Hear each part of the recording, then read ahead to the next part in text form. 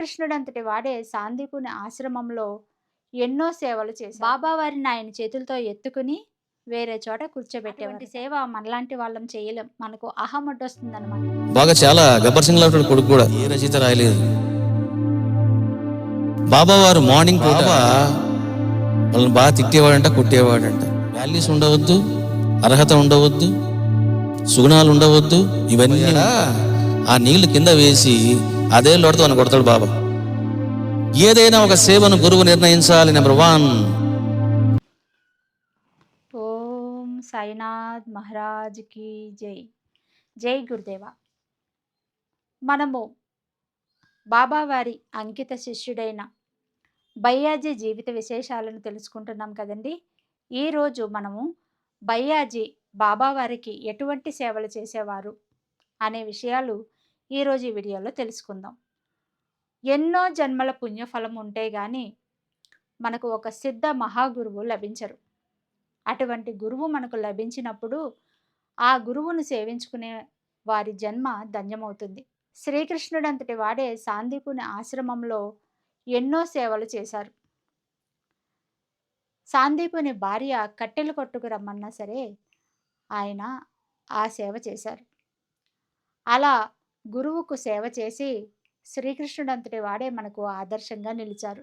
గురు సేవ చేయటం ద్వారా మనలో ఉన్న దుష్కర్మలు నశిస్తాయి, అహంకారము నాశనమవుతుంది, అజ్ఞానాంధకారాలు తొలగి జ్ఞానము ప్రకాశిస్తుంది, గురువు యొక్క శక్తి మనలో ప్రవేశిస్తుంది. అటువంటి మహిమాన్వితమైన గురుసేవ లభించిన వారి జన్మ ధన్యమవుతుంది. మరి సిద్ధ మహాగురువైన గురువులకే గురువైన గురు సామ్రాటైన బాబా వారిని సేవించిన వారి జన్మ ధన్యమైందనే చెప్పాలి. మరి ఈ బయ్యాజీ బాబా వారికి ఎటువంటి సేవలు చేసేవారు అంటే, బాబా వారికి బయ్యాజీ ప్రతిరోజు బాడీ అంతా మాలిష్ చేసేవారట. మాలిష్ చేసి బాబా వారిని ఆయన చేతులతో ఎత్తుకుని వేరే చోట కూర్చోబెట్టేవారట. ఈ బయ్యాజీ చాలా పుష్టిగా ఉండేవారట. అందుకనే ఆయన చక్కగా మాలిష్ చేయటమే కాకుండా బాబా వారిని ఆయన చేతులతో ఎత్తుకుని వేరే చోట కూర్చోబెట్టేవారట. ఈ సేవ ప్రతిరోజు బయ్యాజీ చేసేవారట. మరొక సేవ ఏం చేశారంటే, అటువంటి సేవ మనలాంటి వాళ్ళం చేయలేం, మనకు అహం అడ్డొస్తుందన్నమాట. అటువంటి సేవ బయ్యాజీ బాబా వారికి ప్రతిరోజు చేసేవారట. మరి ఆ సేవ ఏమిటో రమణానంద మహర్షి వారి మాటల్లో వినండి. నరసింహస్వామి మాలిష్ చేసేవాడు అనే విషయం చెప్పడం జరిగింది బయ్యాజీ గురించి. హేమత్ పంత్ ఆ విషయాలు చెప్పలేదు, కానీ గోపీనాథ్ కోతే ఇంకా క్లారిటీ ఇవ్వడం జరిగింది. ఈ బయ్యాజీ 2 పనులు చేసేవాడట సేవ. ఒకటి, బాబాకు మాలిష్ చేసేవాడంట. ఎందుకంటే బయ్యాజీ 6 feet గబ్బర్ సింగ్ లాగా ఉండేవాడట. కొడుకు కూడా అలాగే ఉంటాడు. మీరు ఈసారి షిరిడి పోయినప్పుడు ఒకసారి చూడండి. కొడుకు కూడా 6 feet, మంచి బాగా వైట్, బాగా చాలా గబ్బర్ సింగ్ లాగా ఉంటాడు కొడుకు కూడా. దేహం బాగా పుష్టిగా ఉంది కాబట్టి బాబాకు బాగా మాలిష్ చేసేవాడట. రెండవది, బాబా యొక్క కాళ్ళు బాగా పట్టేవాడంట ఈ యొక్క బయ్యాజీ. ఈ 2 సేవలు చేసేవాడు. ఇంకా బాబా ఏమైనా చెబితే ఆ సరువులు కొనడము, ఆ దునిలో కట్టెలు వేయడము, నూనె కొనుక్కొని రావడము, ప్రసాదాలు మిగిలితే అందరికి పంచిపెట్టడము, ఇవన్నీ సేవలు చేసేవాడంట ఈ యొక్క బయ్యాజీ. బాబాకు చేసినటువంటి ఒక దీర్ఘమైనటువంటి సేవను కుమారుడు చెప్పడం జరిగింది, గోపీనాథ్ కోతే. ఇది ఏ రచయిత రాయలేదు.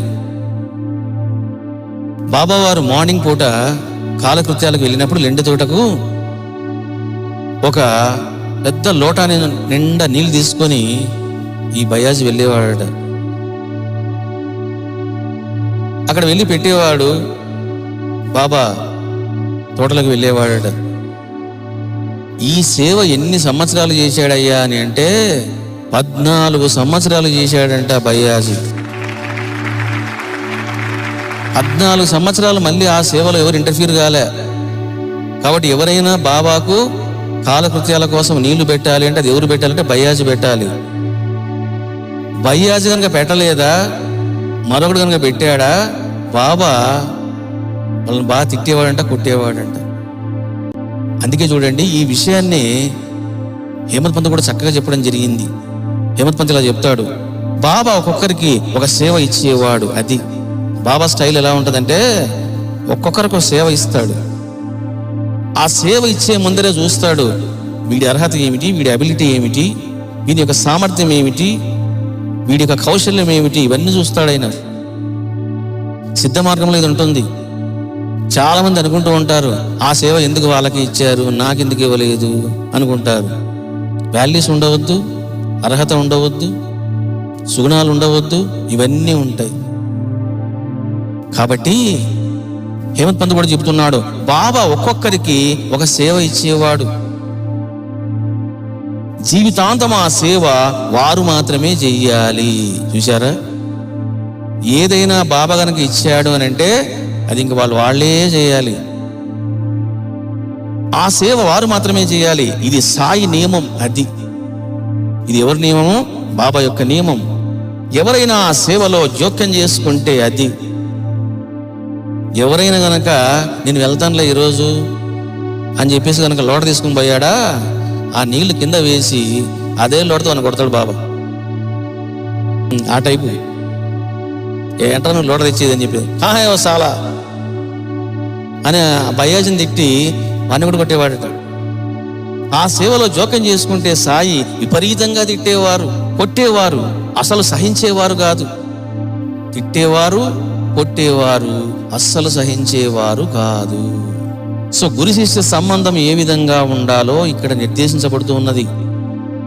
ఏదైనా ఒక సేవను గురువు నిర్ణయించాలి, నెంబర్ 1. ఆ నిర్ణయించిన శిష్యుడే ఆ సేవను చేయాలి, నెంబర్ 2. ఆ సేవలో ఎవరు కూడా జోక్యం చేసుకోకూడదు, నెంబర్ 3. ఇతరులు జోక్యం చేసుకోరాదు, చేసేవాడు మానరాదు.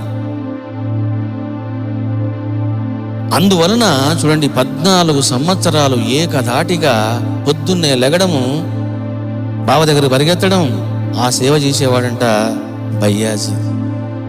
మరి నేను అడిగాను, ఈ లోట ఎక్కడుందయ్యా అని అడిగాను. ప్రస్తుతం ఆ లోట మ్యూజియంలో ఉంది. ఈసారి వెళ్ళినప్పుడు ఆ లోట చూడండి. ఒకసారి బయ్యాజీ జీవితం అంతా గుర్తుకు వస్తుంది.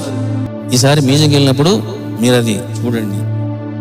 విన్నారు కదండి, బయ్యాజీ బాబాకి ఇటువంటి సేవలు చేసి ఆధ్యాత్మికంగా ఆయన ఏం పొందారు, ప్రాపంచికంగా ఎటువంటి లాభాలు పొందారు అనే విషయాలు మరొక వీడియోలో తెలుసుకుందాం. జై గురుదేవ.